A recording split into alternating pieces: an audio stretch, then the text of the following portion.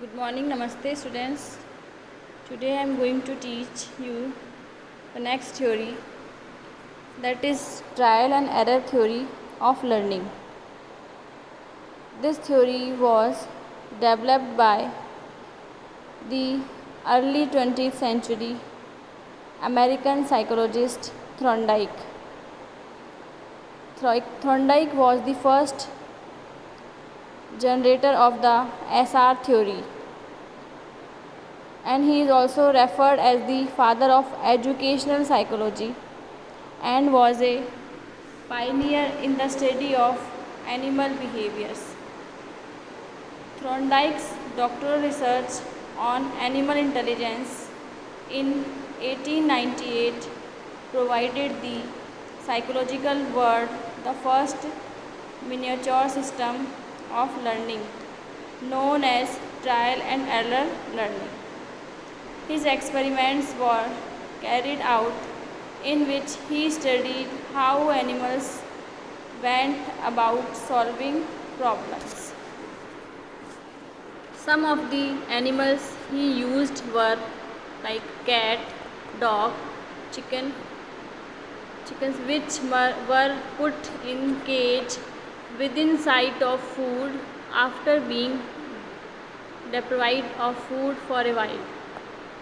According to Thorndike, all learning takes place because of formation of bond or connection between stimulus and the response. He further says that learning takes place through a process of approximation and correction. A person makes a number of trials. Some responses do not give satisfaction to the individual, but he goes on making further trial until he gets satisfactory response.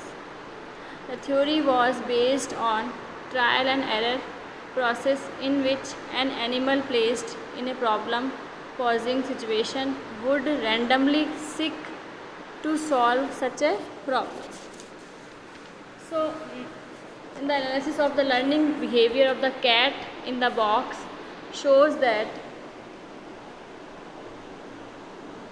trial and error, the principle of goals, motivation, explanation and reinforcement are involved in the process of learning by trial and error.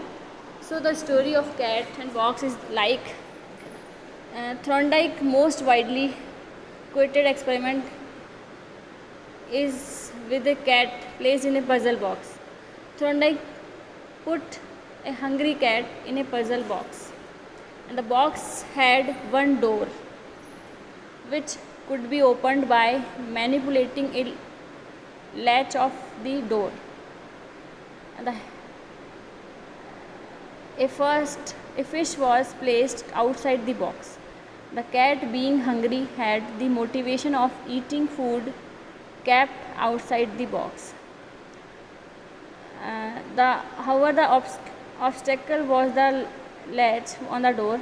The cat made random movements inside the box, indicating trial and error type of behavior. Biting at the box, scratching the box, walking around, pulling and jumping, etc., etc., to come out to get the food. Now, in the course of her movements, the latch was manipulated accidentally and the cat came out to get the food. Over a series of successive trials, the cat took shorter and shorter time, committed less number of errors, and was in a position to manipulate the latch as soon as it was put in the box and learned the art of opening the door. Thorndike concluded that it was only after many random trials that the cat was able to hit upon the solutions. He named it as trial and error learning. Now, there are some laws of learning, like based on trial and error learning theory, Thorndike gave certain laws of learning. These laws are classified in two categories named primary laws and secondary laws. Three primary laws are law of readiness, law of practice, law of effect. So law of readiness is the law refer to the fact that learning take place only when the learner is prepared to learn. No amount of effort can make the child learn if the child is not ready to learn. The dictum that you can lead a horse to the pond, but you can't make it drink water unless its fish feels thirsty, goes very well with this law. In other words, if the child is ready to learn, he or she learn more quickly, effectively, and with greater satisfaction than if he or she is not ready to learn. In the words of Thorndike, the three stages of this law of readiness are: first, for a conduction unit ready to conduct is satisfying. For a conduction unit ready to conduct, not to conduct is annoying. For a conduction unit not ready to conduct is annoying.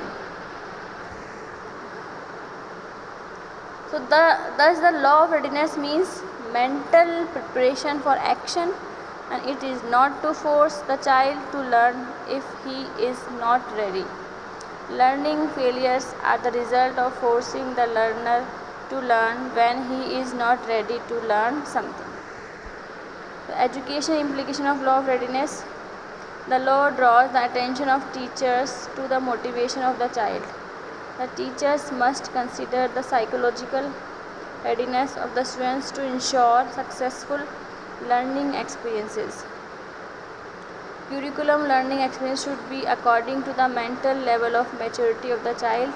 If this is not so, there will be poor comprehension and readiness may vanish. Second law is law of exercise. In this law explains the role of practice in learning, and according to this law, learning becomes efficient through practice or exercise. The dictum, the practice makes a man perfect, goes very well with this law. This law is further split into two parts: law of use, law of disuse. Law of use means that a connection between stimulus and response is strengthened by its occurrence, its exercise, or its use. In other words, the use of any response strengthens it and makes it more prompt, easy, and certain. Regarding the law of disuse, it is said that when a modified connection is not made between a stimulus and a response over a length of time, the strength of the connection is not made between a stimulus and a response over a length of time. The strength of the connection is decreased. This means that any act that is not practiced for some time gradually decays. Anything that is not used, exercised, or practiced for a certain period tend to be forgotten or become weak in strength and efficiency and promptness. Education. Now the next is educational implication of laws of exercise. There are some implications. Exercises occupy an important place in learning. Teacher must repeat, give sufficient drill in some subjects like mathematics,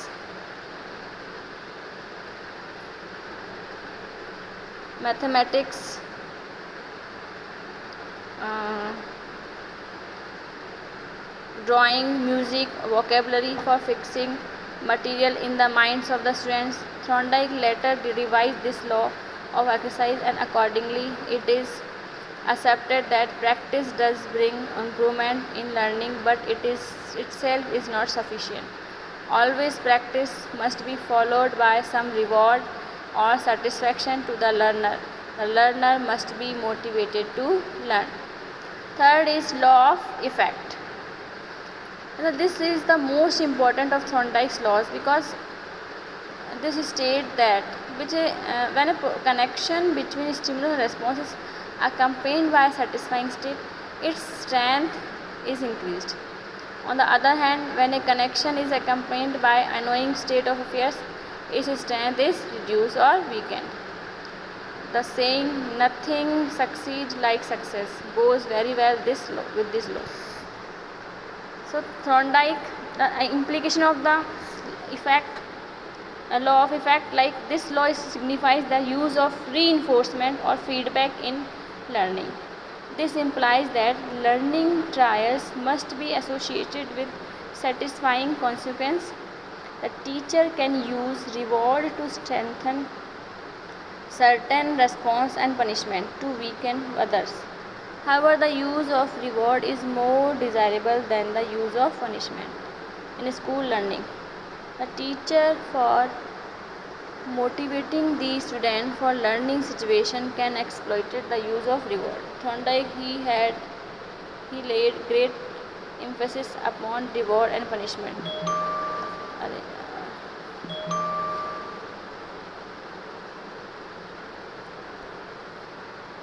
Now, Thorndike, there are some secondary laws of learning. Thorndike also proposed 5 secondary laws, like first, law of multiple response or varied response. When an individual faces a problem, he responds in a variety of ways before arriving at correct response. Law of attitude, individual learn better if he develops a positive attitude. Law of assimilation means when an individual faces a problem, the response he makes will resemble to an earlier response in a similar situation. Law of prepotency of elements means learner reacts to the learning situation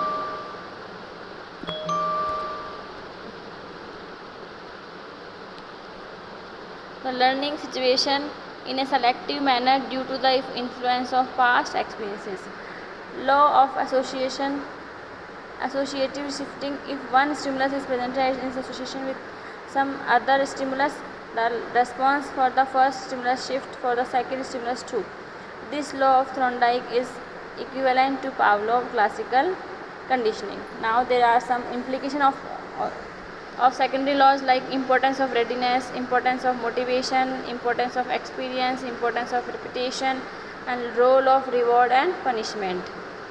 Thorndike believes that the readiness is preparation for action. It is essential for learning. If the pupil is ready to learn, he learns more quickly and effectively with greater satisfaction than if he is not ready to learn.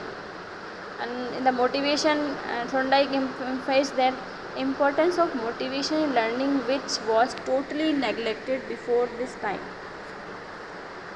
Arousal of motivation makes the students ready for learning. In the experience, the theory recognizes the importance of previous experience, the understanding developed due to previous experience. And repetition, if for effective learning, more repetition should be made. Forgetting of learned responses takes place due to law of disuse. And last, in the punishment, law of punishment and reward, law of effect recognize the role of reward and punishment in learning of skills like standing, walking,